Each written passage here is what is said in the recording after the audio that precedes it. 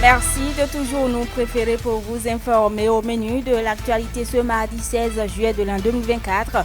Le conseil communal de la mairie de Malanville tient depuis hier sa troisième session ordinaire au titre de l'année 2024. Les assises se tiennent à la salle de délibération de l'hôtel de ville et présidée par le maire Guy Damigado. Plusieurs points sont inscrits à l'ordre du jour. Précision à suivre.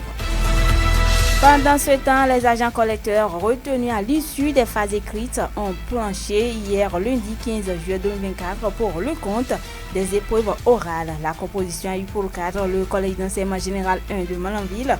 Dans l'ensemble, cette phase s'est bien déroulée, nous a confié 2 candidats rencontrés après la composition. Et puis à notre santé, on parlera des précautions à prendre pour prévenir le paludisme, un mal qui sévit souvent en saison pluvieuse dans certaines localités du Bénin. Ce sera avec Amidou Ndiaye, médecin et responsable d'une clinique privée sur place ici à Malanville. Mesdames, Messieurs, la revue de presse nationale de Lukman Oroutchéou sera également au rendez-vous. Bonjour et bienvenue à tous. Sota Midi Magazine, le point de l'actualité de la journée sur ta radio. Sota FM, c'est maintenant et tout de suite. Troisième session communale de la mairie de Malanville. La séance a eu lieu ce lundi 15 juillet 2024 à la salle de délibération de l'hôtel de ville en présence des élus communaux, les différents responsables des services techniques de la mairie et quelques acteurs de la société civile. Et c'est le maire Guy Damigado qui a procédé à l'ouverture des travaux en ces termes. Merci d'être arrivé. Le challenge est grand, le défi est grand, comme vous le savez. Avec le concours de chacun et de tous, je crois que nous allons relever le défi du développement de la commune de Malanville, avec l'appui de tous les partenaires, le gouvernement aussi. L'essentiel, c'est que nous prenions donc le droit chemin. Et comme ça, chacun aura donc le courage de venir et de nous accompagner dans cet élan du développement de notre commune. Notre commune a vraiment d'atouts, malgré toutes les péripéties conjoncturelles. Nous allons voir donc le bout du tunnel. Je suis fier vraiment de ce conseil, parce que non seulement dedans, il y a des élites, mais également chacun a conscience que le développement est le leitmotiv. C'est ça qui va nous guider chaque jour et que chacun est prêt à apporter sa contribution, que nous allions donc vers cet idéal-là. Donc c'est sur ces mots introductifs que je voudrais donc déclarer ouverte la troisième session du conseil communal de Malanville. Au cours de cette session, plusieurs points ont été abordés à en croire Olivier Aloucoutu. Il est le secrétaire exécutif de la mairie de Malanville.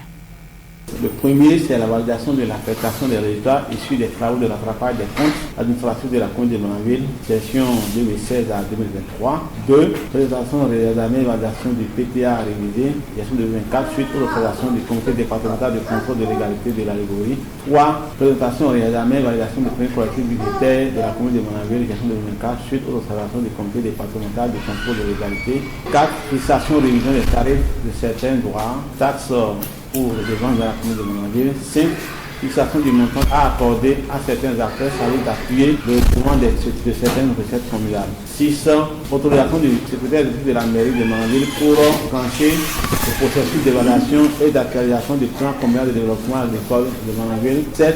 Présentation, amendement et validation du projet de rapport d'activité du conseil de sélection au titre du budget 2024.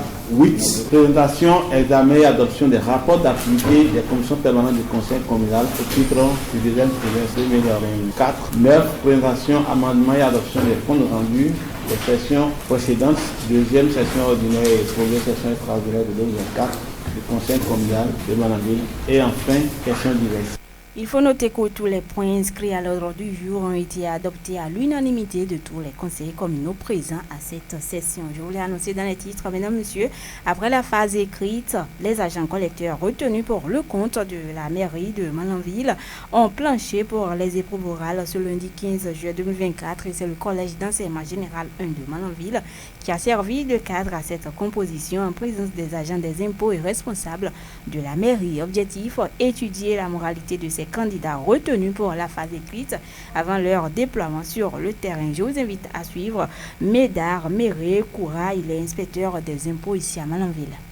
La première phase est déjà passée, la phase écrite, c'est la phase maintenant orale qui a été démarrée. Donc nous disons d'abord merci aux chers candidats parce que ce n'est pas facile. Avec ce qu'on a vu, on a quand même constaté vraiment un bon résultat. Donc nous souhaitons que vraiment cette deuxième phase-là ait un bon résultat également. Pour qu'ensemble à la fin, qu'on puisse quand même avoir tous un ouf de soulagement. Donc il s'agit des gens qui doivent quand même connaître les béatitudes en ce qui concerne la trésorerie et au niveau des impôts parce qu'il y a les valeurs inactives et les valeurs actives en ce qui concerne au niveau des impôts. Donc cette épreuve a été conçue par rapport à ces deux structures-là. Mais c'est le même ministère.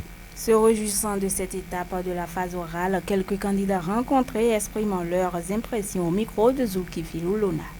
Ce n'est pas les épreuves compliquées. Une fois déjà que la phase la plus importante est déjà faite, nous sommes à la phase orale où chacun est interrogé en fonction de ses compétences. La phase orale n'est pas compliquée parce qu'on me demande sur ce que je connais déjà. Je suis en train de voir que maintenant il y a du sérieux dans tout ce que la mairie décide de faire parce que tout va se reposer maintenant sur les compétences de chacun pour pouvoir être agent collecteur dans la commune de Malanville. C'est déjà important, c'est ce que nous recommandons depuis, c'est ce que nous souhaitons depuis et nous voici aujourd'hui à la véracité parce que c'est une véracité si je le dis et parce que aujourd'hui, tout le monde voit clairement que les candidats qui sont là sont tout au moins ceux qui ont le niveau pour pouvoir faciliter la collection ou bien la mobilisation des ressources financières pour la commune de Malanville.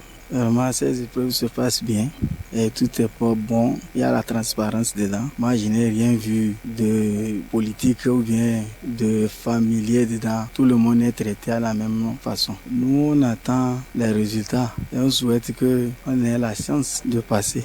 Et pendant ce temps, plus rien ne sera plus comme avant dans le domaine du foncier ici à Malanville. Ainsi en ont décidé les conseillers communaux de la mairie. Dans ce sens, une opération de recensement des occupants du domaine public a démarré dans tous les arrondissements de Malanville depuis quelques jours. Une opération qui fait couler assez d'encre et de salive dans l'opinion. Que comprendre alors d'une telle initiative et quel est le bien fondé? Elvis Boni Tungu, trésorier communal en service au trésor public de Malanville, apporte ici des éléments de réponse. Nous avons commencé par recenser les occupants du domaine public. Porté au niveau des conseillers communaux, ils ont jugé bon de fixer un prix au mètre carré. On s'était fixé à 300 francs le mètre carré. La population au début était réticente par rapport à ça. Les conseillers communaux de la commune de Malanville ont jugé bon de revoir les prix par rapport au mètre carré. Vous savez, d'autres occupent le domaine public, mais en faisant les calculs, il peut arriver que le montant soit plus grand. Et quand le montant est grand, les élus ont trouvé de faire des ajustements pour que le montant ne soit pas élevé au niveau du paiement par les citoyens. Le bien fondé, c'est le développement même de la commune. Payer les taxes pour qu'il y ait un développement, pour que cette somme soit utilisée pour faire des infrastructures, à réparer les routes, utiliser ça pour construire des hangars dans les marchés, les boutiques dans les marchés, des ouvrages pour apporter de l'eau à la même population. En payant cette taxe sur le domaine public, la population contribue au développement de la commune. Face aux différentes difficultés rencontrées déjà sur le terrain dans le cadre de cette opération, le trésorier communal de Malanville lance l'appel que voici aux populations et aux chefs des confessions religieuses. Elvis Boni Tungu se veut plus précis. La population est vraiment réticente dans ce recensement-là. D'autres occupants discutent encore le mètre carré, le prix du mètre carré. D'autres occupants discutent encore la superficie qu'eux-mêmes occupent. D'autres refusent même de se faire recenser. Quand ils voient ceux qui font les opérations venir vers eux pour les recenser, ils ferment les boutiques ou bien leurs lieux de vente et ils sont assis. Quand vous venez, ils disent qu'ils ne connaissent pas celui qui occupe le domaine public. Toutes ces difficultés ne nous permettent pas d'avoir une liste exhaustive des occupants du domaine public. Et si on n'a pas une liste exhaustive des occupants du domaine public, d'autres vont penser que nous sommes en train de faire d'une part deux mesures, on recense tout, on ne recense pas toutes. L'appel que j'ai à lancer pour la population, c'est de nous faciliter la tâche sur le terrain, d'accepter de se faire recenser.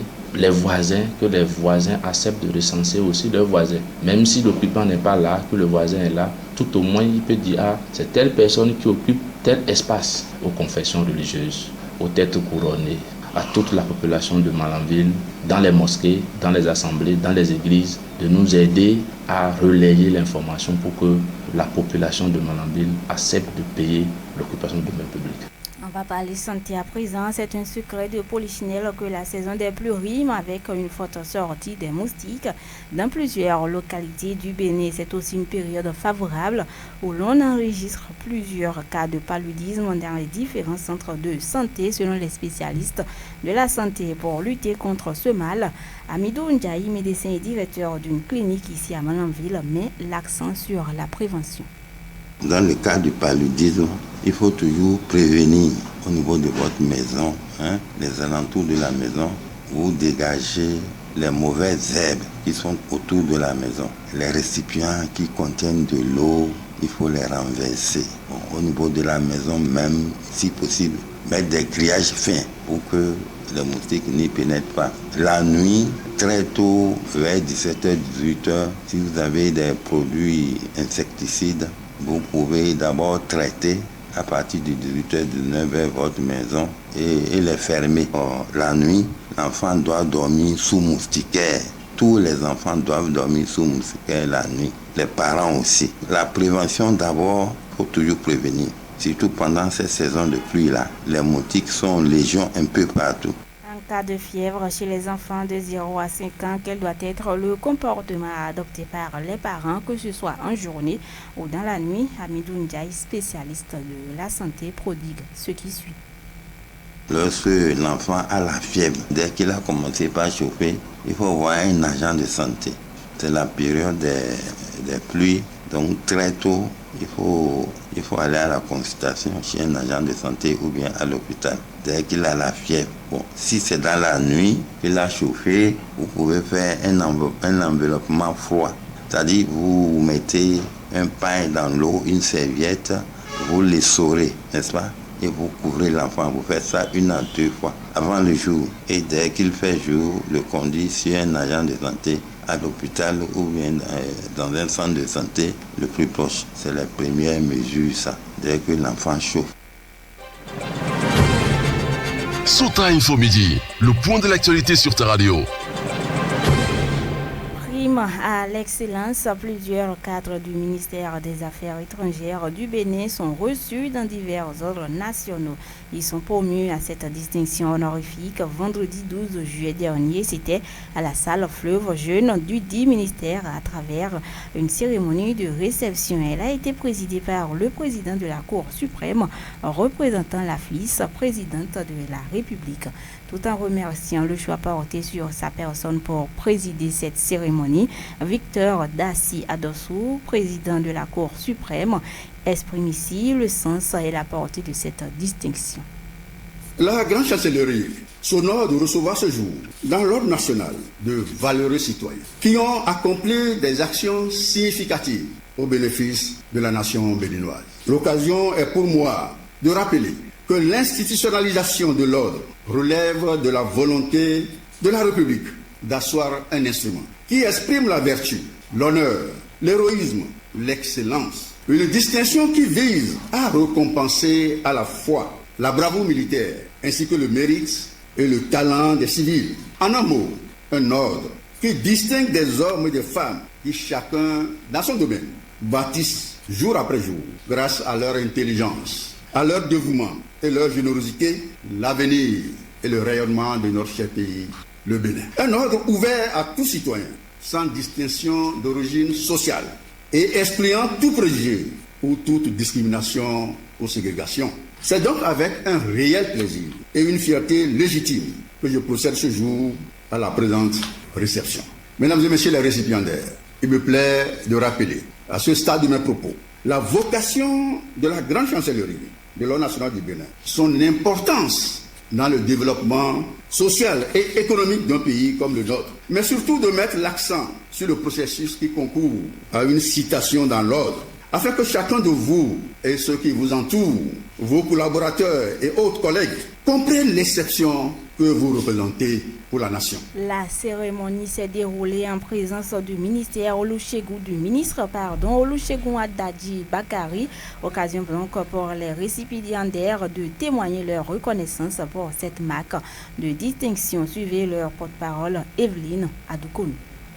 Mesdames et messieurs, nous voudrions exprimer une gratitude particulière à Monsieur le ministre des Affaires étrangères qui a bien voulu reconnaître notre modeste contribution au rayonnement de la diplomatie béninoise en nous proposant pour cette distinction. À vous, Monsieur le Président de la Cour suprême, et à travers vous, à Madame la Vice-présidente de la République, grande chancelière de l'Ordre national, nous voudrions respectueusement vous adresser nos sincères remerciements. Qu'elle daigne être notre interprète auprès de son Excellence, Monsieur le Président de la République, grand maître de l'Ordre national, en lui exprimant nos sincères remerciements pour l'insigne honneur qui nous est fait à travers nos différentes nominations de ce jour.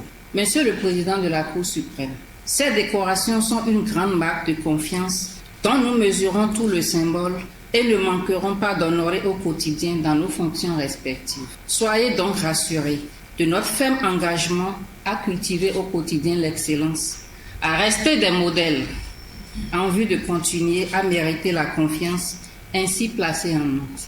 Hors de nos frontières à présent, c'est avec Ousmane Tinola. Ousmane, bonjour. Bonjour, Pierrette Apovo. Au Burkina Faso, un journaliste et une figure de l'armée enlevés le même jour. Effectivement, Pierrette Apovo, au Burkina Faso, 2 nouvelles disparitions ont eu lieu le même jour.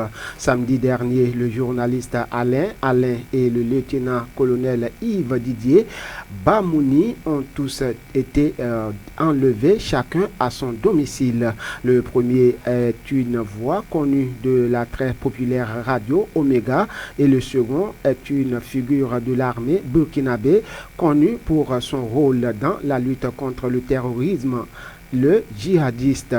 La direction générale d'Omega a condamné le jour même la disparition d'Alain Traoré, plus connu sous le sobriquet Alain. Présidentiel au Rwanda, pendant ce temps, Paul Kagame obtient 99,15% des voix selon des résultats partiels. Le président rwandais Paul Kagame est en tête de l'élection présidentielle avec 99,15% des voix selon des résultats officiels partiels portant sur 79% des bulletins dépouillés annoncés lundi soir par la commission électorale. Le candidat du Parti démocratique vert du Rwanda, Frank Habineza, a obtenu, autant pour moi, 0,53%. Le candidat indépendant Philippe Malimana a obtenu 0,32%. Pierrette Apovo. Merci à vous, Ousmane Tinola, pour toutes ces précisions hors de nos frontières. Mesdames, Messieurs, on installe à présent la revue de presse nationale de ce jour. C'est une présentation de Lukman Orocheo. Suivez la revue de presse sur Souta FM. Amis de la plume et du papier, mesdames, messieurs, bonjour. Dans l'actualité ce mardi, démarrons avec la nouvelle en provenance de la Cour constitutionnelle. La haute juridiction a rendu, rapportent les journaux, une décision importante jeudi 11 juillet dernier sur les actes de terrorisme. Principalement, Fraternité le matinal et Soleil levant renseignent que dans sa décision, la Cour constitutionnelle réajuste le régime de détention provisoire.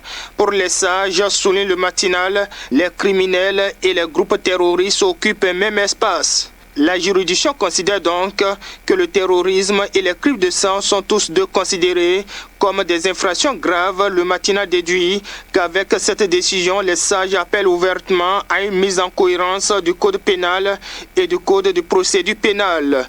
Des faits exposent la publication. Il résulte que par requête en date à Cotonou du 14 février 2024, Aliou Inoua, détenu à la prison civile d'Apromisreté, a saisi la Cour constitutionnelle pour détention arbitraire et violation des droits humains.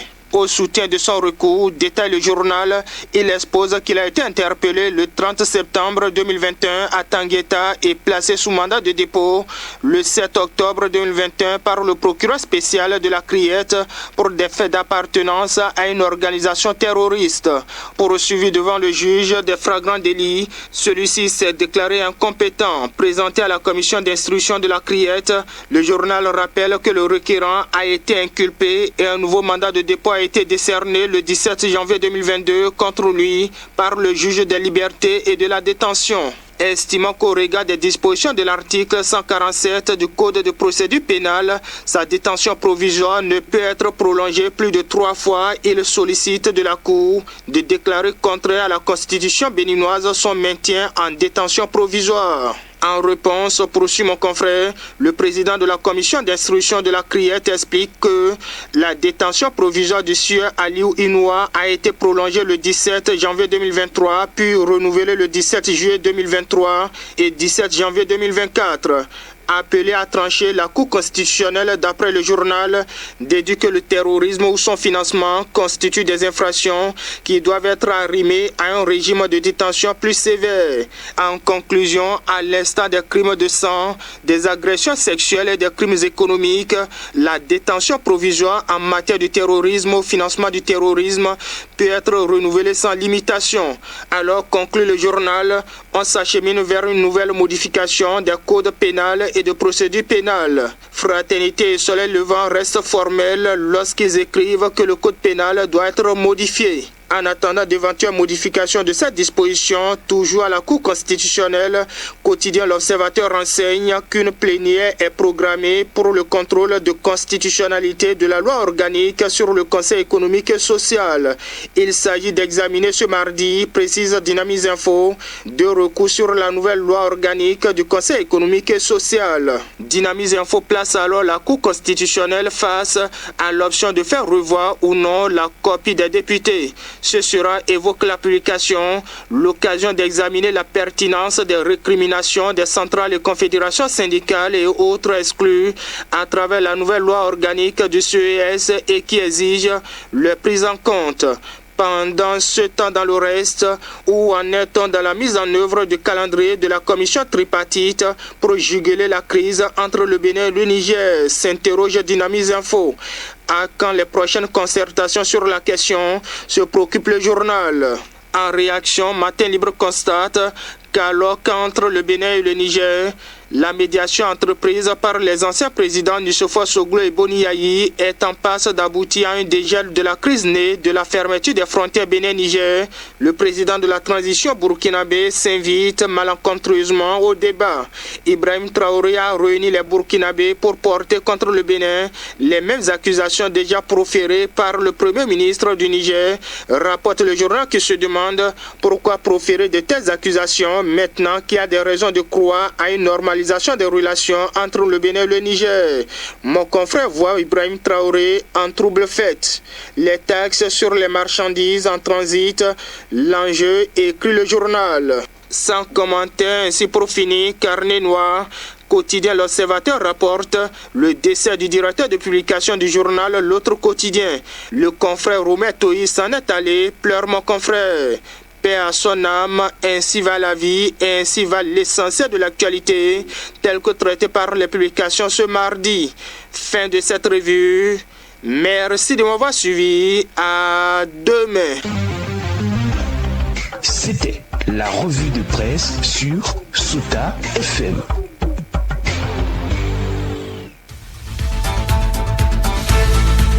Le conseil communal de la mairie de Malanville tient depuis hier sa 3e session ordinaire au titre de l'année 2024 et les assises se tiennent à la salle de délibération de l'hôtel de ville et présidée par le maire Guy Amin Gado et plusieurs points sont inscrits à l'ordre du jour.